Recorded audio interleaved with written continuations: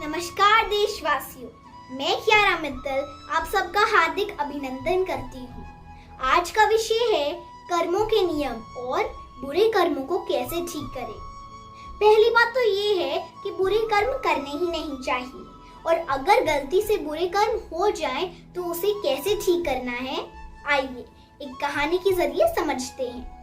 यह एक राजा और फकीर की कहानी है। एक बार एक फकीर राजा के घोड़े के अस्तबल में से गुजर रहा था।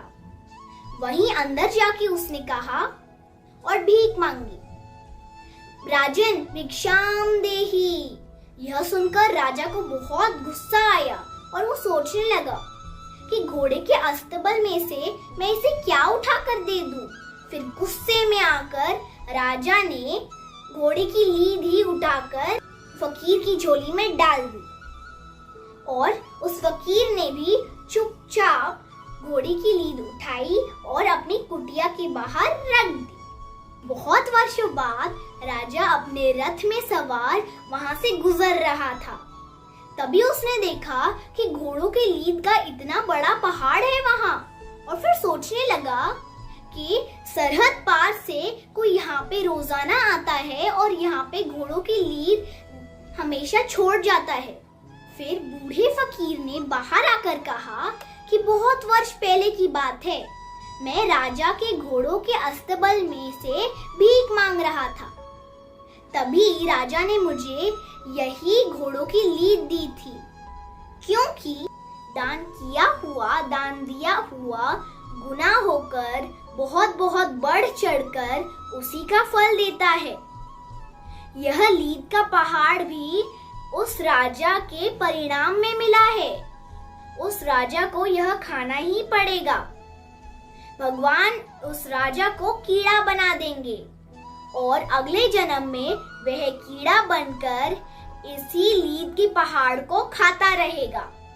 यह सुनकर राजा हैरान हो गया और बोला, वकीर जी, वो राजा मैं ही हूँ। मैं नादान था, कृपया मुझे इसे ठीक करने की कोई तरकीब बताइए, मैं सुधरना चाहता हूँ। फकीर जी बोले कि आपको दो काम करने पड़ेंगे।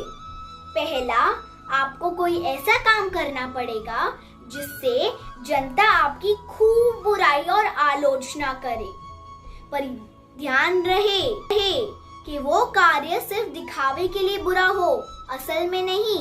और दूसरा काम मैं बाद में बताऊंगा। राजा ने बात मान ली। वह वैश्य का हाथ पकड़कर अपने राज्य में घूमने लगा। यह देखकर जनता ने उसकी खूब बुराई और आलोचना की। अब ये लीद का पहाड़ जनता के खाने के हिस्से में चला गया और राजा 1 महीने बाद लौटा। तब राजा ने देखा कि यह लीद का पहाड़ तो अब सिर्फ मुट्ठी भर रह गया है। वह खुश भी हुआ और दुखी भी। अब फकीर ने कहा कि यह जो मुट्ठी भर रह गया है वो आपने ही मुझे दान में दिया था, यह आपको खाना ही पड़ेगा। राजा फिर गिड़गिड़ाया, रोया।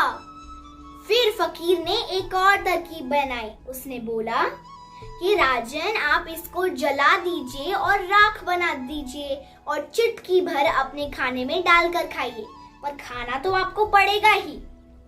इसीलिए बुरे कर्मों को करना आसान होता है, पर उसका परिणाम बहुत ही भयंकर और भारी होता है। इसीलिए बुरे कर्म ना करें और गलती से भी ना करें। अच्छा कर्म करें और खुश रहें।